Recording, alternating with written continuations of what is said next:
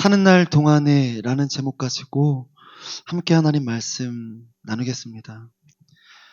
어, 모르겠습니다. 한국에서 처음 코로나 바이러스가 발생하고 여기에서 어떻게 그것들에 대항했는지는 잘 몰라요. 뭐 이렇게 뉴스를 통해서만 이렇게 접했을 뿐 그것을 피부로 이렇게 느끼지는 못했거든요. 그래도 다 공공장소에서는 마스크 지금처럼 쓰신 분들도 계시지만 쓰셨을 테고, 그리고 이렇게 뭐 식당이라든지 이런 데 다 조심하셔야 했고요. 다 그렇게 경계하면서 또 주의를 굉장히 기울이면서 어, 그렇게 지내셨을 거라고 생각합니다. 인도에 있었을 때 처음에 2020년 2월 중순이 넘어간 지점으로 생각이 되는데요. 한국은 그 전년도 12월 달에 코로나가 발생을 했는데, 제가 이제 인도에 있으면서 인도는 괜찮네 라는 생각을 가졌어요. 그리고 다른 사람들 역시 인도 안전하네, 코로나에 대해서 안전한 곳이네 라고 말들을 했고요. 그곳에서 그런 생각을 하면서 지냈습니다. 그런데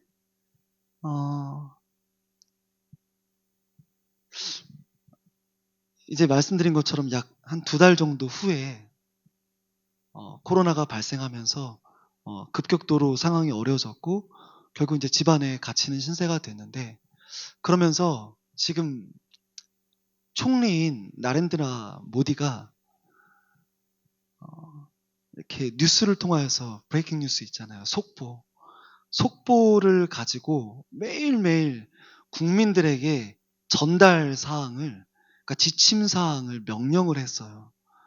그 명령이 뭐였냐면 아직도 참 생경한 일들이었는데, 한국에서는 그런 거를 안 하셨겠지만 시간이 되면 하루에, 시간은 정확히 기억이 안 나는데 아침 저녁으로 그러니까 정해진 시간을 두고 그 시간이 되면 사람들이 집 밖으로는 못 나오지만 창문을 연다든지 베란다에 나와서 자기들이 소리 낼 수 있는 도구들을 갖고 나오라는 거예요. 그래서 그게 냄비면 냄비, 뭐 악기면 악기, 무언가 칠 수 있는 거면 칠 수 있는 것, 뭐 페트병 같은 거에 돌을 담아서. 그래서 국기들을 향하였나 이렇게 해서 무엇라고 방송이 나와요. 뉴스 방송에 나오면 인도는 코로나 바이러스를 이길 수 있다, 이게 누군가가 이렇게 외쳐요. 그래서 각 이렇게 커뮤니티라고 해야 되나요? 이렇게 각 지역들에서 방송이 나오잖아요. 마치 우리 70년대 새마을 운동했던 것처럼 인도는 코로나 바이러스를 외칠 수 있다, 아니, 이길 수 있다, 인도는 코로나 바이러스를 이길 수 있다. 그럼 사람들이 나와서 그 베란다나 아니면 창문을 열고 인도는 코로나 바이러스를 이길 수 있다 하면서 막 소리를 막 질러요. 막 악기들로 소리를 내고, 그런 거를 한 5분, 10분을 하고 또 이제 들어가고, 또 저녁이 되면 또 그렇게 하고, 그리고 한 번은 그렇게 되는 와중에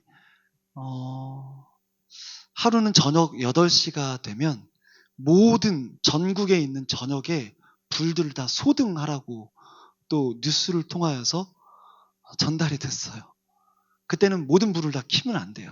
그리고 촛불 하나를 이렇게 준비하라고 하더라고요. 인도는 모든 사람들이 다 문 앞에다가 자기들이 섬기는 신들 때문에 촛불을 켜두거든요. 그러니까 초가 항상 집마다 있어요. 초장사하면 인도에서는 잘 살 수 있습니다. 그런데 8시가 딱 되고 난 다음에 전국 전역이 소등이 됐어요. 그리고 뉴스에서도 역시 마찬가지로 지금이 바로 그 시간입니다. 그러면서 모든 초를 또 이렇게 집집마다 베란다에 가지고 나와갖고 초를 딱 켜요.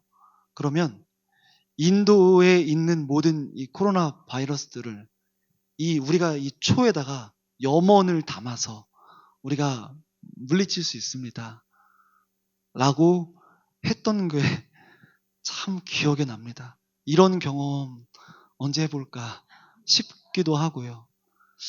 이게 어떻게 느끼시는지 모르겠지만 정작 그 자리에 있던 사람들은 굉장히 간절했어요. 왜냐하면 사는 게 너무 어려웠고요. 그리고 정말 쉽지 않았기 때문에 그렇거든요. 뭐 여러 가지 우리가 집단이나 개인이나 또는 나라 대 나라 간으로 이렇게 싸움들을 하고 있는데요. 요한일서 3장 8절에 보면 예수님도 누군가와 싸우셨다고 나와요. 그 평화를 주시려고 오셨던 그분이 이 세상 가운데 오신 이유를 말씀하셨는데 그거는 싸움 때문이에요. 요한일서 3장 8절은 이렇게 고백을 합니다. 죄를 짓는 자는 마귀에게 속하나니 마귀는 처음부터 범죄함이라. 하나님의 아들이 나타나신 것은 이 세상에 오신 것은 마귀의 일을 멸하려 하심이라. 그게 예수님이 오신 이유예요. 여러분들을 통하여서 예수님께서 아까도 말씀드렸지만 하나님을 하나님으로 볼 수 있는 사람이 경외하게 되거든요. 하나님을 경외하는 사람은 순간마다 경탄하게 돼요. 비슷한 말이죠. 그분이 무엇을 하시든 내 삶에 어떤 일을 행하시든 그 안에서 경탄할 수 있는 사람, 그 사람은 하나님의 사람이라 생각합니다. 그런데 경탄할 수 있는 그 사람이 결국은 찬양할 수 있는 사람이더라고요. 찬양할 수 있는 사람을 가만히 보시면 나에게 무슨 좋은 것만 있을 때 그때는 여러분들 세상 사람들도 콧노래 다 부릅니다. 찬양은 의미가 없어져요. 그런 상황에서는. 그러나 누구도 무엇이라 말하지 못할 때 그 일들을 두고 이것이 하나님으로부터 빚어진 일이야 라고 생각이 미치게 되면 거기에서 그 사람은 경탄을 하게 되고 그 경탄으로 인하여서 결국은 하나님을 사랑하게 될 수 있습니다. 그런데 예수님께서 그 모든 찬양 받으시기에 합당하신 분이시고 예배 받으시기에 합당하신 분이신데 그분이 그 모든 일을 받으시기 위해서 먼저 하신 것, 이 세상 가운데 오신 분명한 목적을 두셨는데 그것은 바로 저와 여러분들을 올가매는 그 마귀, 사단의 일을 멸하기 위하여서 이 세상 가운데 오셨다는 겁니다.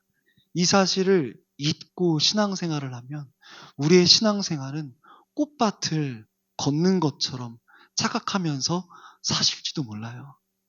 우리의 신앙생활은 꽃밭이 아니라 광야를 걸어가는 겁니다. 광야를 결국 통과하고 지나가는 게 모든 신앙을 가진 사람들의 숙명이거든요. 그런데 그 숙명이 한순간 가려지고 어두워지면 우리 눈과 마음에는 이 세상이라고 하는 광야를 지나면서 이 세상을 광야로 보는 것이 아니라 참 살기 좋은, 참 행복한 그런 꽃밭, 온실처럼 여기면서 살아갈 때 우리에게 어려움들이 찾아오는데 오늘 이 본문을 보시면 본문에 등장했던 사울이 정확히 그런 사람이었어요. 사울은 하나님께 처음에 경외했던 사람이었습니다. 사울은 경외심을 가지고 하나님을 처음 일순간은 대했어요. 그래서 그 경외심 때문에 암몬이라고 하는 나라와 싸울 때에도 사울의 마음속에 의분이 있었고 거룩한 분노로 인하여서 하나님의 이름이 욕됨을 결코 좌시할 수 없던 사람이었거든요. 근데 그게 한순간이었다는 게 문제예요. 그게 저를 비롯하여서 저와 여러분들의 참 커다란 약점일 수도 있습니다. 오늘 사울이 여러 가지 모습들을 보여요. 그리고 오늘 우리가 읽었지만 읽은 본문 전에도 사울의 모습은 굉장히 종교적입니다. 굉장히 하나님을 예배하는 것 같고요. 이 전쟁에서 승리하기 위하여서 하나님과 관계를 맺고 하나님께 귀를 기울이는 모습도 사울이 보였고요. 그리고 전쟁에 이길 수 있는 마치 유일한 해결책인 양 명령과 지시, 전달을 사울이 했어요. 그런 모습들 하나하나를 살펴보면 사울이라고 하는 사람이 겉으로 표면적으로는 굉장히 신실해 보입니다. 왜냐하면 그가 눈으로 봐왔고 생각해왔던 종교적인 모든 행동들을 다 했거든요. 그런데 결국은 하나님 앞에서 그 모든 것이 한낱 무위에 그친다는 게 점점 드러났어요. 그래서 오늘 47절부터 살펴보면 47절은 이렇게 기록을 하고 있습니다. 같이 읽을까요?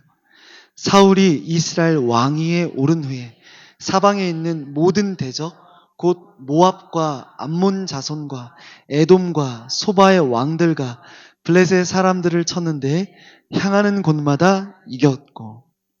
보십시오. 우리나라를 여러분들 예로부터 뭐 동방예의지국 이렇게 말하지만 책들에서는 우리나라를 향하여서 달의 민족이라고 말을 해요. 그 이유는 저도 그 사람이 말한 게 정확한지는 모르겠어요. 확인한 바는 없지만 우리나라가 쇠라고 하는 이 광물이라고 해야 될까요?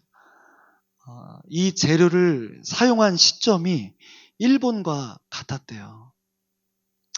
이게 그 사람의 의견이고 주장이라서 정확한지는 모르겠지만 어쨌든 그 쇳덩이를 가지고 우리나라는 종을 만들었대요. 종의 여러분들 기능 아시죠? 종은 결국 생명을 위한 겁니다.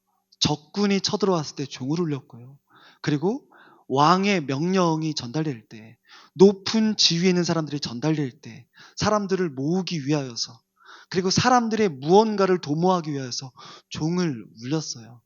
그런 차원에서 예전에 우리도 80년대는 모르겠어요. 저 80년생인데 종소리 들으면서 교회 갔거든요. 어릴 때. 여러분들도 아마 그러시지 않으셨나 아닌가요? 네. 생각을 해봅니다. 네. 아니겠네요. 네. 근데 종소리가 들리면 그 종소리가 우리를 뭐라고 이렇게 의미가 없잖아요. 종소리에 무슨 의미가 있겠어요. 사람들의 입장에서는. 근데 우리는 그 종소리를 들으면 알아요. 우리 마음속에 울림이 있단 말이죠.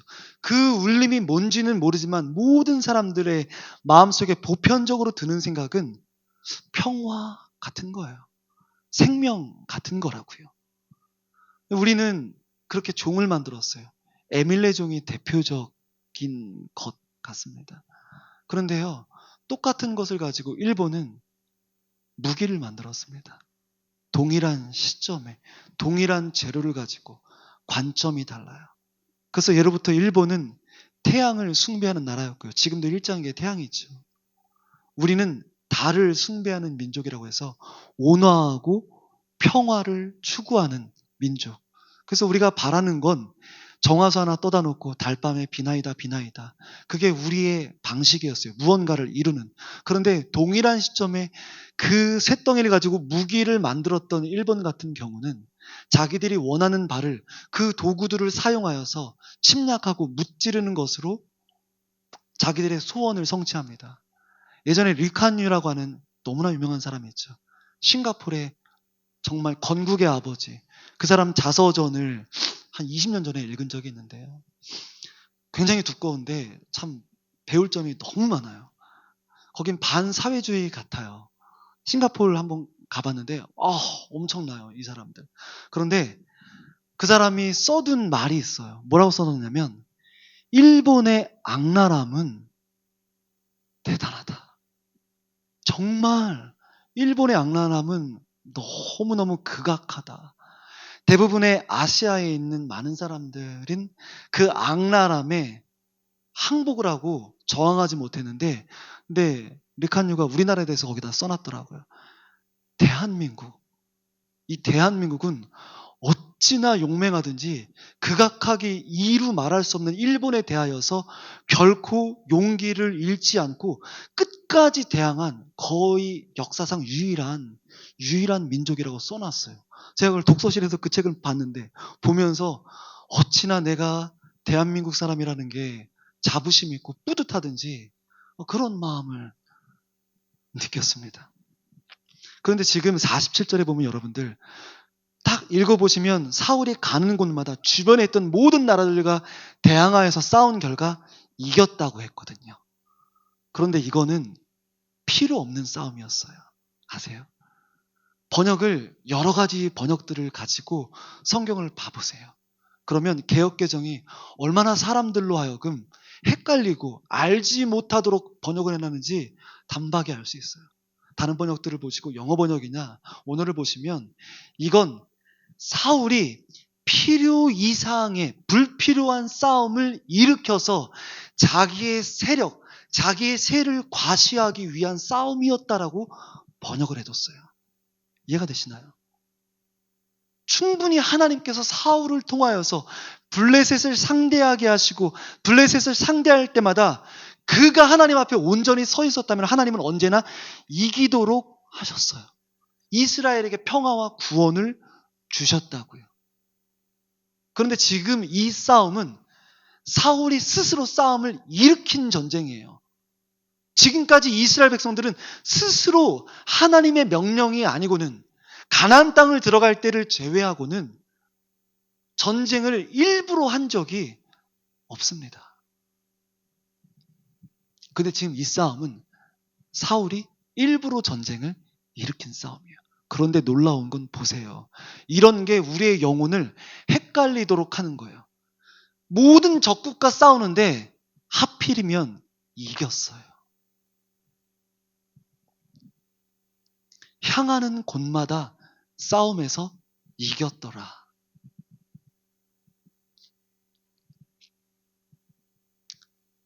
사사시대를 지나면서 저들은 사사를 통하여서 하나님께서 구원해 주신 그런 역사를 가지고 있거든요. 사사를 들어서 사사를 통하여서 구원을 해주세요. 여러분들 구원이란 말을 잘 기억하셔야 되는데요. 이스라엘 백성들은 구원을 받는 민족들이에요.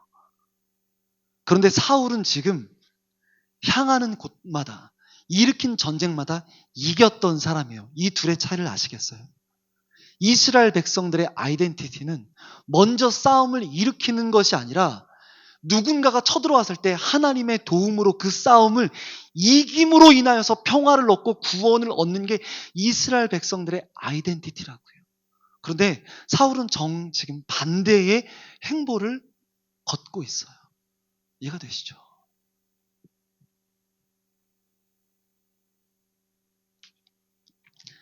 (49절과) (51절을) 보면 많은 이들의 이름이 등장을 하고 있어요. 대부분은 다 가족들, 친척들, 이런 사람들의 이름입니다.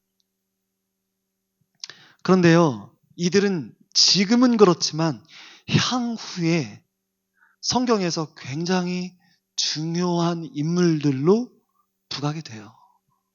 결정적인 사건들의 중심에서 지금 49절에서 51절에 기록된 사람들, 이들의 이름이 거론되고 그 이름으로 인하여서 그들이 저주를 받든 그들이 비참한 최후를 맞이하든 그런 사건들의 주인공들입니다.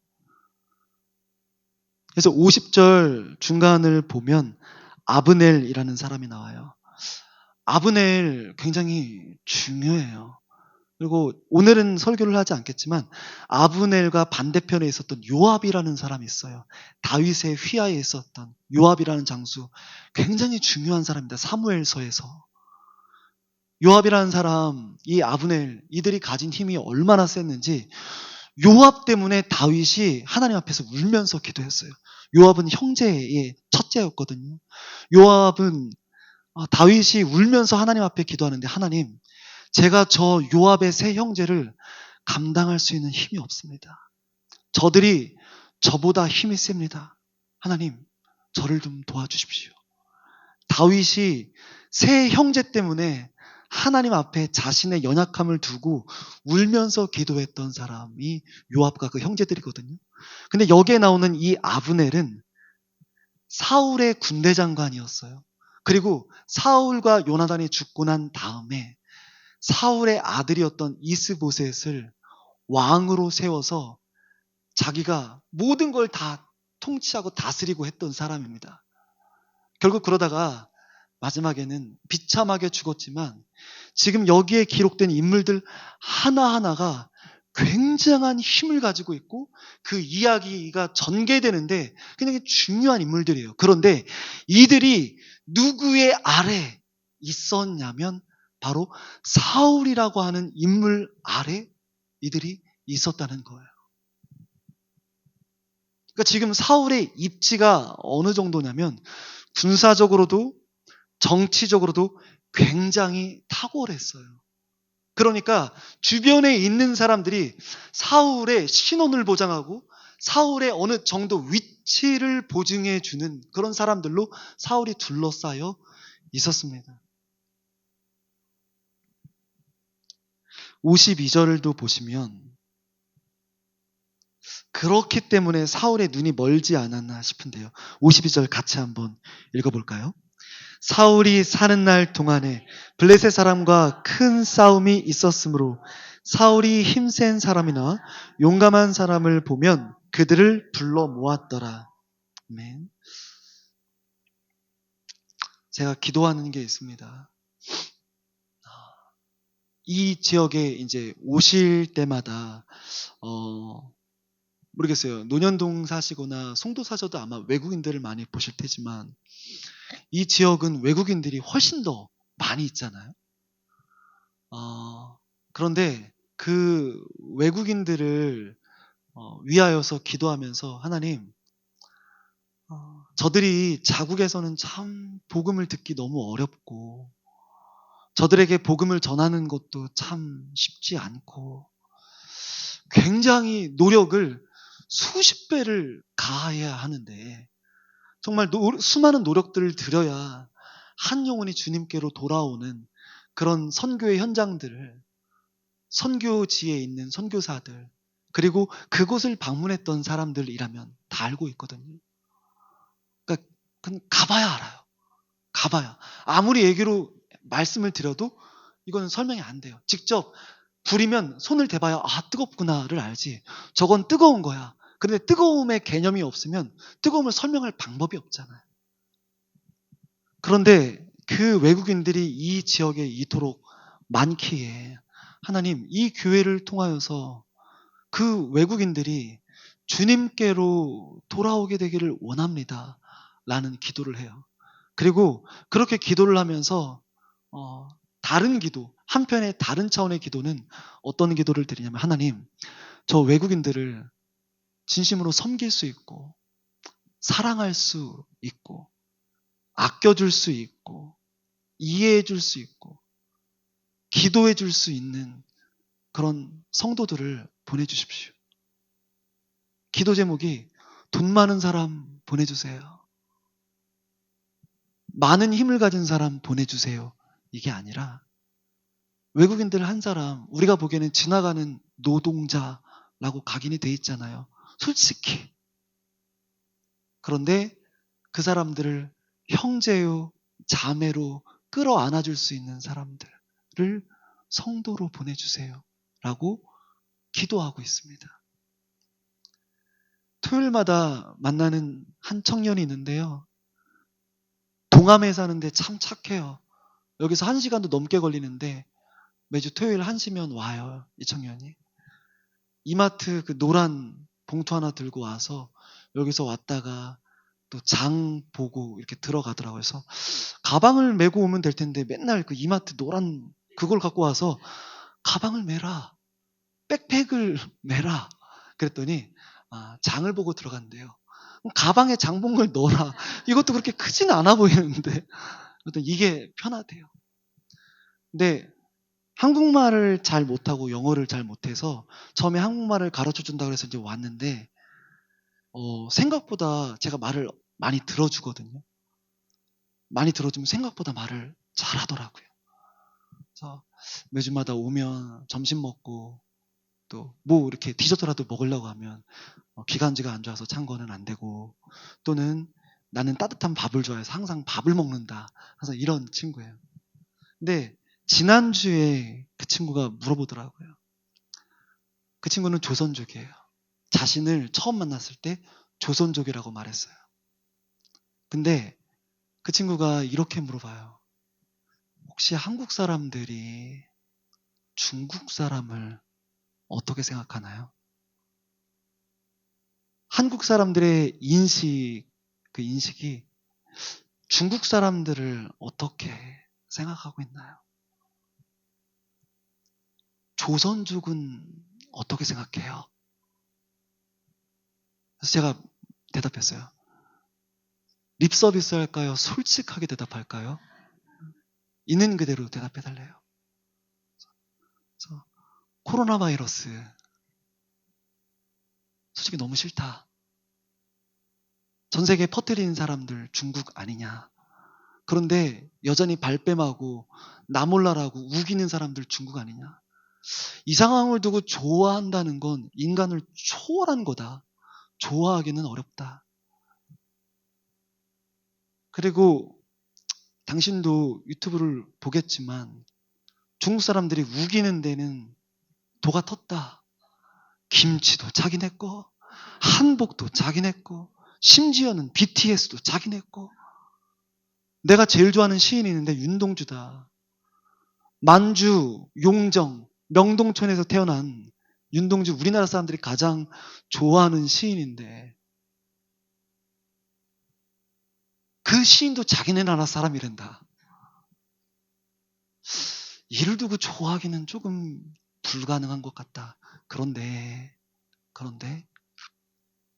사람으로서는 참 어려운 일이지만 지금 이렇게 말을 하고 있는 나 자신도 내가 믿는 하나님 입장에서 볼 때 중국 사람보다 더하면 더했지 더 나은 구석은 없다.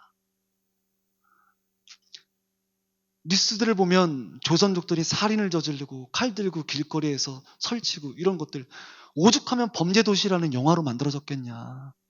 이거는 가릴 수 없는 진실이다. 그런데 당신이 중국인이건 조선족이건 관계없이 당신이 제대로 살면 누구든 마음의 문을 연다. 그러나 처음부터는 웬만해선 안 연다. 하지만 오랜 시간 계속해서 인간다움의 모습을 보이면 그 누구라도 마음의 문을 열 수 있다. 라고 대답해 줬어요. 그런데 그리스도인은, 교회 다니는 사람은 조금 더 쉽게 마음의 문을 열어줄 거다. 라고 대답했어요. 왜냐하면 하나님도 우리가 믿는 신의 이름이 하나님인데 그 하나님이 우리를 받아주시고 용납해 주셨기 때문에 우리도 그럴 가능성이 하나님을 알지 못하는 사람보다는 무척 크다라고 대답을 했습니다. 사랑하는 여러분, 예수님은 죄인들의 친구셨어요. 죄인들이 있는 곳마다 항상 예수님 계셨고요. 병이 든 사람마다 항상 예수님 가까이 하시면서 스스로를 죄인의 친구라 말씀하셨습니다. 한 죄인이 주님께로 돌아오는 그 일을 마치 천하를 얻은 것처럼 기뻐하셨어요. 한 죄인을 보면 우리들의 시선으로는 저 사람은 죄인이야. 우리들의 시선으로 보면 저 사람들은 아무 영양가 없어 보이는 외국인 노동자에 불과해. 이거 제가 지금 과한 건 아닌 것 같아요. 우리의 인식이 그렇죠. 우리도 뭐 외국 가서 호주나 이런 데 가서 인종차별 받는다고 하지만 우리나라 그에 못지않게 인종차별 심합니다. 인도 가면 알아요. 인도 사람들을 정말 하대하는데 우리나라 사람들 대단합니다. 이렇게 말하면 목사가 많아서 정말 죄송하지만 정말 어떻게 딱 이렇게 보면 야, 참 꼴불견이다 싶을 만큼 많이 가졌다고 인도 사람들 하대하거든요. 그런 걸 보면 뉴스에서 들려오는 우리가 어디 가서 인종차별 당했대 이런 건 전 너무나 당연하다는 생각이 들어요. 우리는 더 하거든요. 저 20대 때 20년 전 30년 전에 외국인들이 이곳에 와갖고 얼마나 많이 다치고 손 잘리고 손가락 잘리고 다리 잘리고 그 상태로 보상 하나 못 받고 자기 나라로 돌아갔습니까? 아시잖아요. 그런데 예수님은 그런 연약한 사람들, 죄인의 친구 되기 위하여서 이 세상 가운데 오셨어요. 그리고 우리가 예수님이 그들을 지향하고 있다는 사실을 안단 말이에요. 그 마음 그대로 교회를 섬기고 믿음의 사람들이 되고자 하루하루를 살아가죠.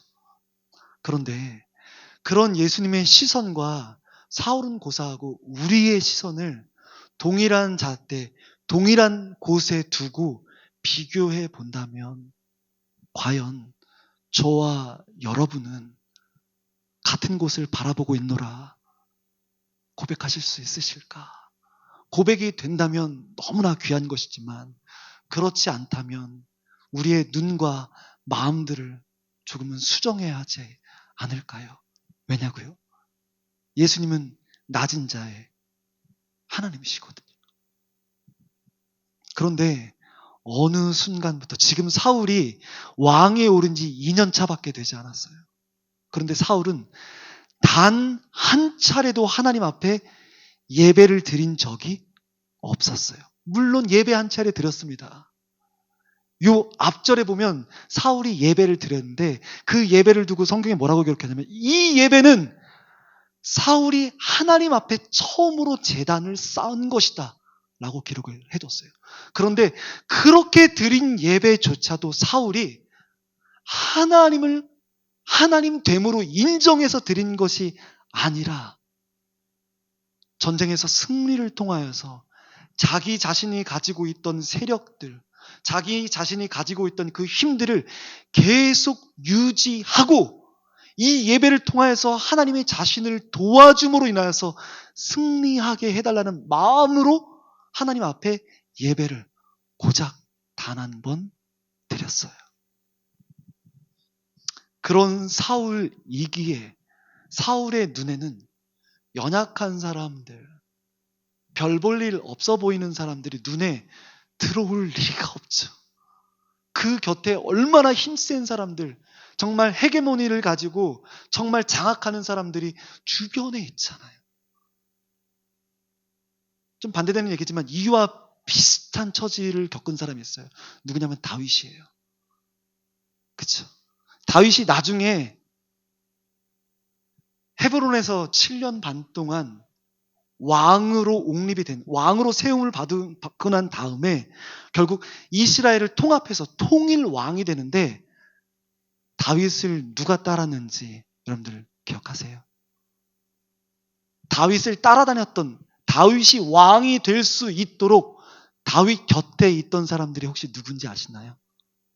성경은 그들을 불량배들, 불황자들, 집 없는 거지들, 병든 자들, 사회가 버린 자들이라고 합니다. 그들 400 이상이 쫓기고 쫓기는 험난한 광야를 지났던 다윗 가운데 하나님께서 붙여주신 사람들이었어요.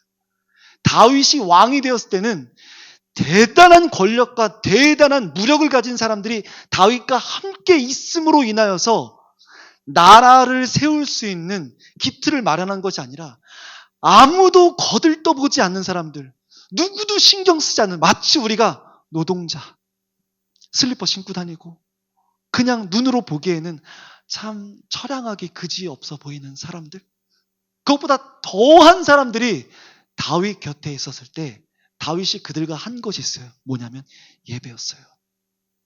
다윗이 그들과 예배를 드렸다고요. 군사훈련을 한 게 아니에요. 사무엘서에 보면 수없이 예배를 드리고 기도하는 방법을 알려줬어요. 그리고 광야에서 살아남으려면 그들은 기도할 수밖에 없었기 때문에 간절하게 정말 목숨이 기도에 달려 있는 것처럼 기도했다고요. 그렇게 해서 광야를 지나갔어요. 사울은 광야에 빠진 사람이에요. 광야가 마치 사울에게는 깊은 웅덩이처럼 풍덩하고 빠진 사람이 사울이에요. 그런데 동일한 광야를 다윗은 지나갔어요. 누구와 함께요? 가장 연약한 사람들. 세상이 버리고 사람들이 버렸던 사람들과 함께 그 광야를 기도하면서 통과했어요.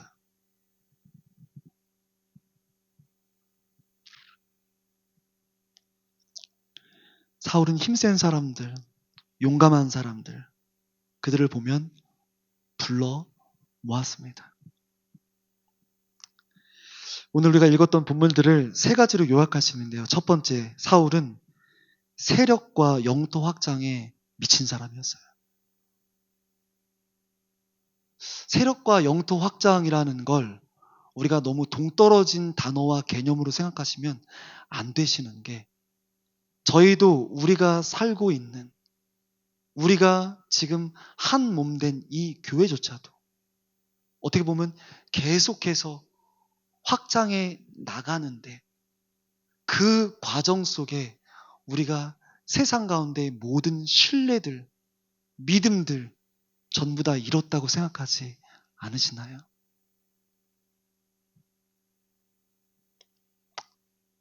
사울과 그리 다를 바가 제 눈에는 없어 보여요. 두 번째는 영향력 있는 사람들에게 꽂혔던 인물이 사울이었습니다. 세 번째는 그럼에도 불구하고 계속 힘센 사람들, 용맹한 사람들을 수집하는 콜렉터로, 수집가의 삶을 사울이 살았어요. 그런데요, 이 모습들, 이제 점차 결론으로 치달을게요. 이 모습들 하나하나 보면 사울을 둘러싸고 벌어지는 모든 일들이 전부 다 좋아 보여요. 이해가 되세요? 전쟁에선 이겼죠. 사람들, 주변에 있는 사람들은 힘을 갖게 되죠. 사울이 누군가를 픽하면 그가 사울 곁에 와서 또 다른 지지 세력이 되어주죠. 영토는 넓어지죠. 주변국들은 다 다스리게 되었죠. 예배를 드리는 신용과 쇼는 하지만 그것의 진실 여부와 관계없이 어쨌든 현재의 시점에서는 사울이 가는 곳마다 승승장구하고 있잖아요. 겉으로 드러나는 모습을 보면 사울의 행보는 징조가 참 좋아 보입니다. 모든 게 다 정확하게 제대로 굴러가는 것 같아요. 그러나 기억하십시오. 이 모두는 사울이라고 하는 인물이 몰락하게 되는 전조입니다. 오히려 그가 몰락하고 말 사람임을 드러내주는 징조입니다.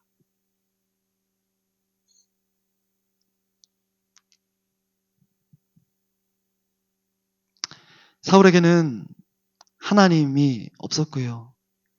처음 그가 기름 부음 받았을 때 주님의 성신, 성령에 의해서 기뻐하고 감동했던, 경탄했던 그 모습들이 사실 사울에게는 없었어요.